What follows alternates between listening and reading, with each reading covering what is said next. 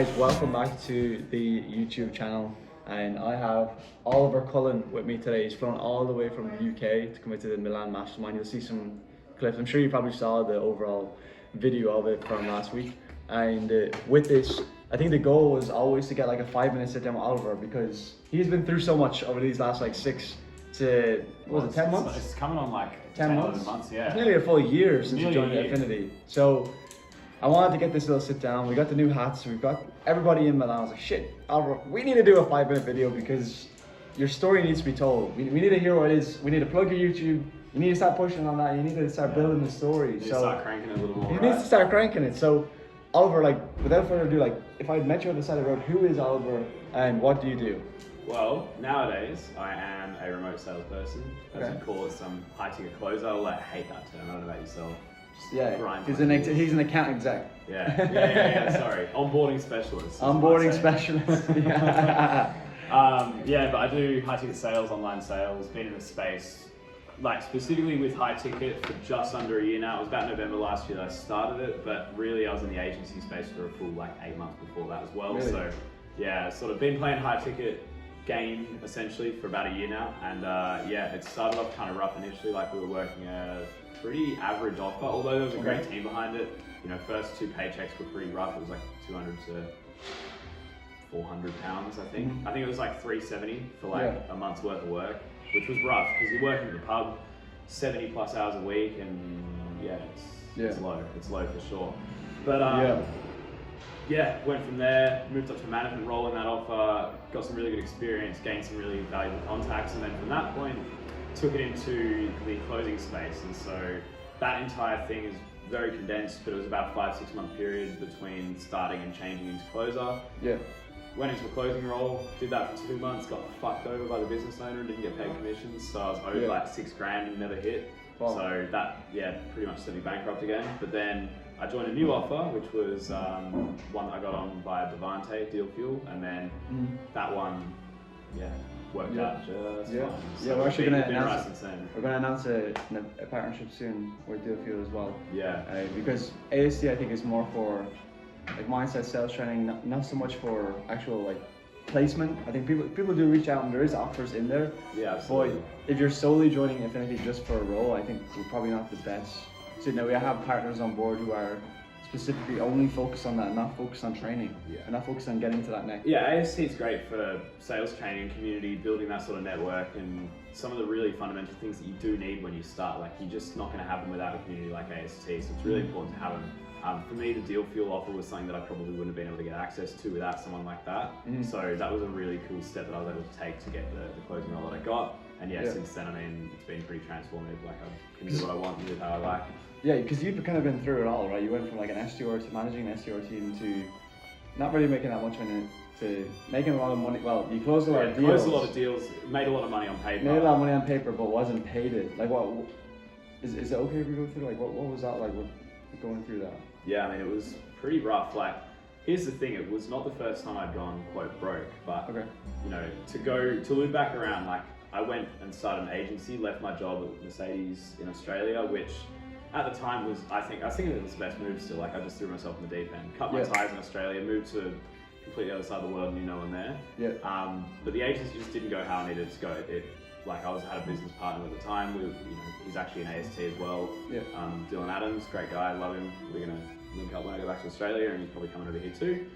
But essentially, went bust. Like we just didn't have the money to keep the agency going, and we couldn't feed ourselves at the same time. I got a job at the pub, which was to sort of float that over, but kind of get you going. The minimum wage is rough. Like I was absolutely working like a slave keeping that up. Like it's 70, 80 hours a week, 6-7 days a week for a pretty significant amount of time.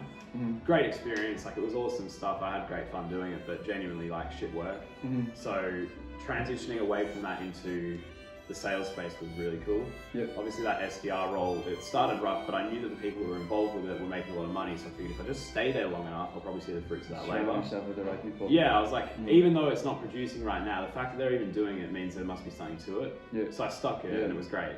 And I got that sort of management role. That was my first ever like online base. So I got like $1 grand and then like $1.5 grand as a base, plus comms. So you end up doing like, $2-3 grand a month, which was big at the time. Like that was big. It was definitely an upgrade from working in the bar. Oh, literally, I worked in the bar, like, you slave, like, do as much as you can, and you're only pulling in 1,600-1,700 a month. Like, that's max. Yeah. So, yeah, it was really had a pretty low ceiling on that one. So I couldn't do any more hours on it. So transitioning out of that was great. And then obviously moving into closing was great. But of course, the problem came when I didn't get paid. So I got paid on the 1st of April for my final paycheck from that SDR management role. And the reason that stopped is the offer shut down. The offer and the business owner couldn't make that happen. Oh. So that sort of collapsed in on itself. I did, however, get the closing role, and that was great. On paper, I'd made like, yeah, 5 or 6 grand, which was awesome. But the check didn't come.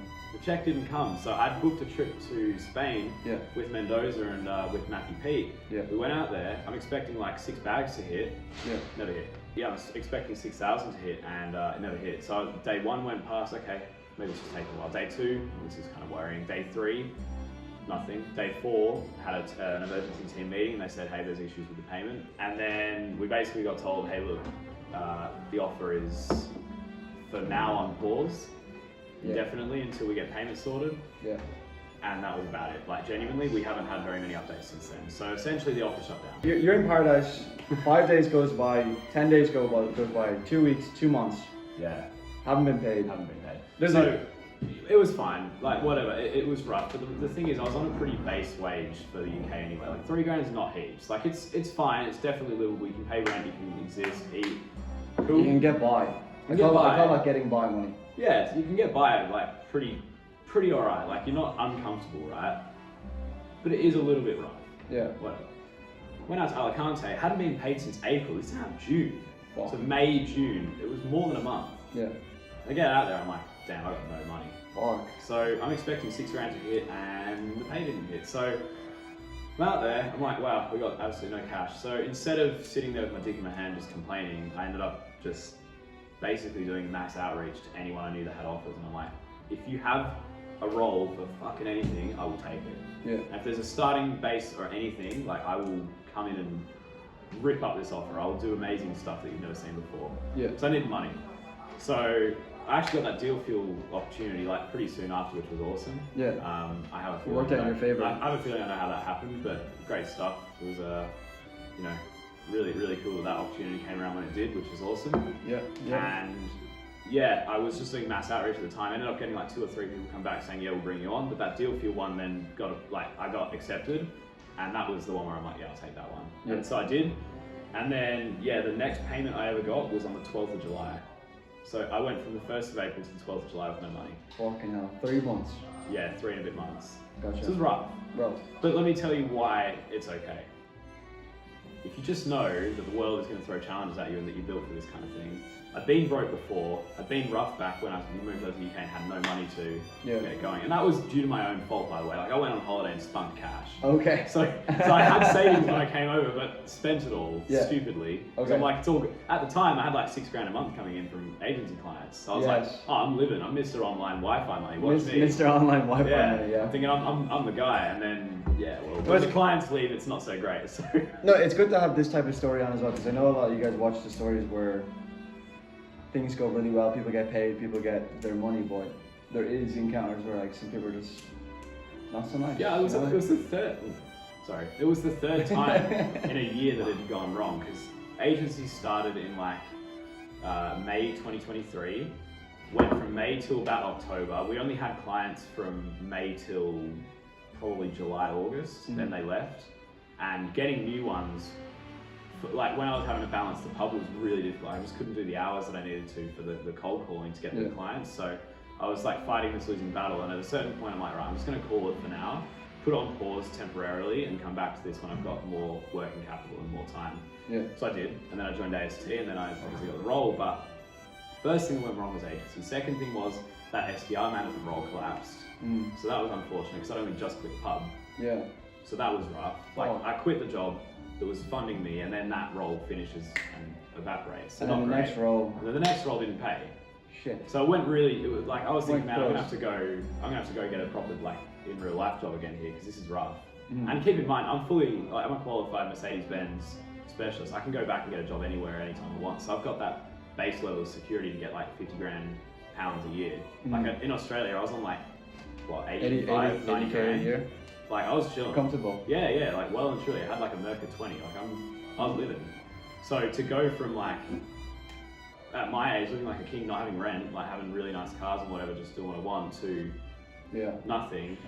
It was a bit of a transformative thing, but also The pendulum. Yeah, it's the pendulum, right? It all swings back in the right way, and I think as long as you didn't give up, and like I did, and that's why I was in Spain. I'm like, I'm not just going to sit here on the beach and complain. I'll just get it done. Yeah. You get it done. You get it sorted. It's like meditations, right? I'm sure some of you guys might have read it already, but if you haven't, you should definitely listen to or read Marcus Aurelius' Meditations, because one of the main key topics from that is exactly what Oliver just said, which is no matter what happens in life, you always have a choice of how you react to it.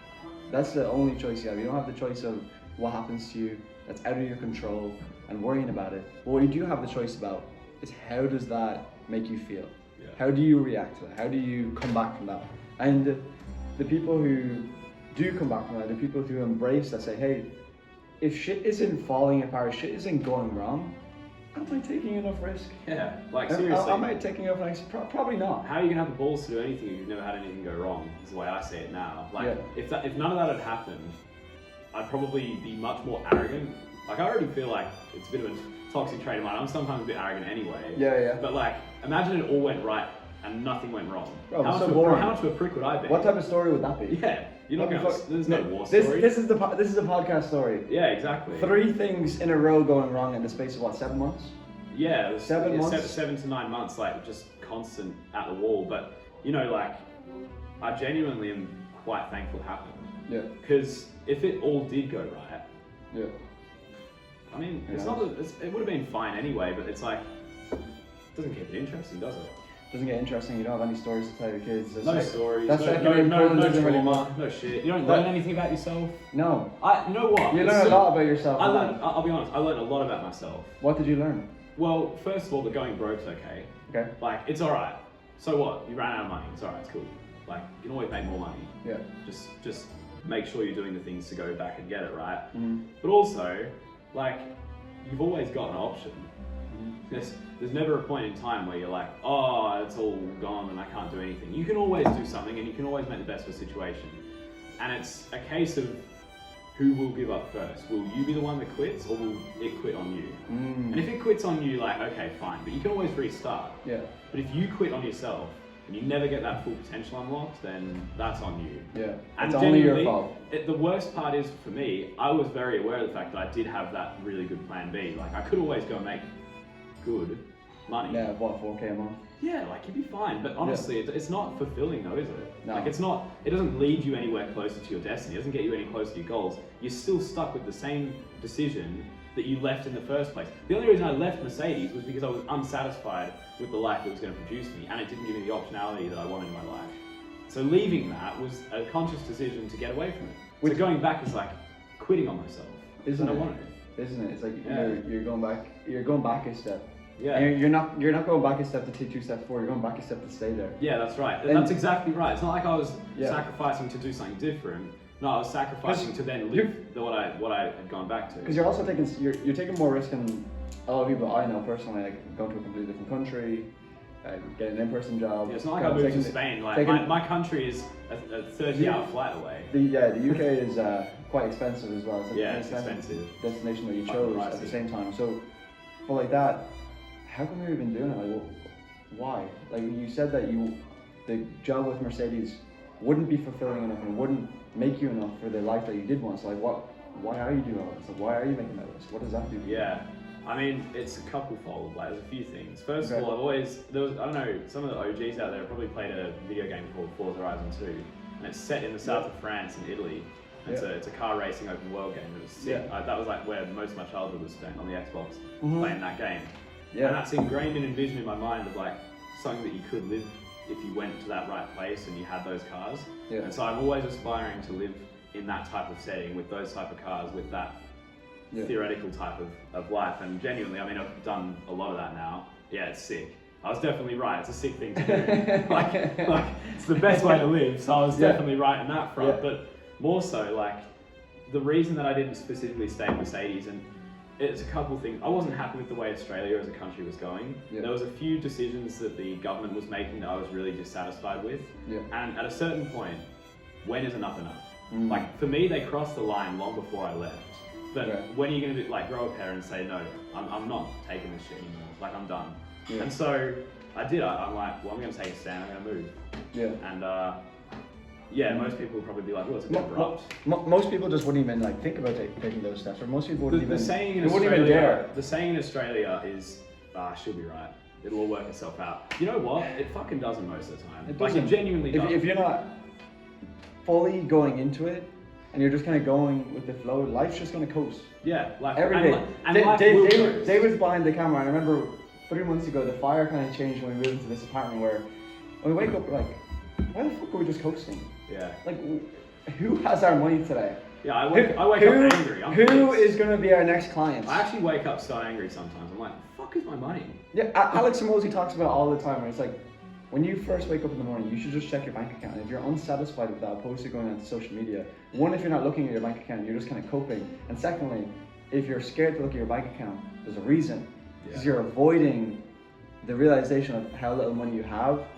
And at that point, like, fuck, you either go get more, or you don't. And if you don't, aren't you okay with that? Yeah, because I wasn't, and you weren't, and he wasn't. No. So you got to make a change. When's enough enough?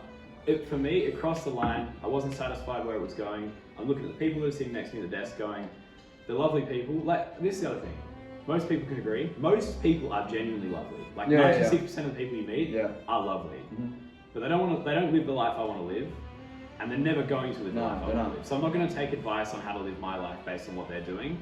I'm just going to appreciate that they're lovely to be around, and that they're going to be really nice. They're externalizing everything to you based on their experience. Yeah, because they're like, oh, it's a great life. And usually lack thereof. Yeah, you know, it's good money, it's whatever, it's this, it's that, it's fine. But I'm like, you drive a shit car, you live in a place I don't want to live, you're miserable and you're depressed and you're overweight. So do I really want to be like you? Like, probably not. Probably not. Probably not. So yeah, I think this has been a great conversation. I think it's a great place to probably start cutting it off. But like, for somebody who's perhaps deciding to go through that change or go through that initial stages, or perhaps even going through what you were going through, like what would you say to them? Like a couple pieces of advice for the YouTube. Yeah. So first thing, don't be afraid of taking 2 steps back to take 4 steps forward, right? Because for me, I did take a pretty significant pay cut. Like I lost 80% of my income. Yeah. Actually, no, 100% of it at some points, but like you take a very significant drawback and you have to go back to basics, right? Yeah. And it's quite humbling. Yeah.